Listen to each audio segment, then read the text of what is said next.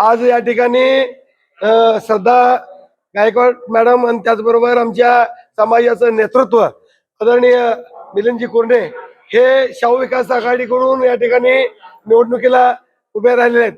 Doctor Babasaheb आंबेडकरांच्या पूर्णाकृती पुतळ्याचं या ठिकाणी या शिरोळ तालुक्यामध्ये स्थापना करण्याचं जे 30 वर्षाचं स्वप्न आदरणीय ॲडव्होकेट साहेबांनी पूर्ण केलेलं आहे आणि याच उद्देशापोटी मी माझी उमेदवारी या ठिकाणी त्यापुरुष नगण्य समर्थतो.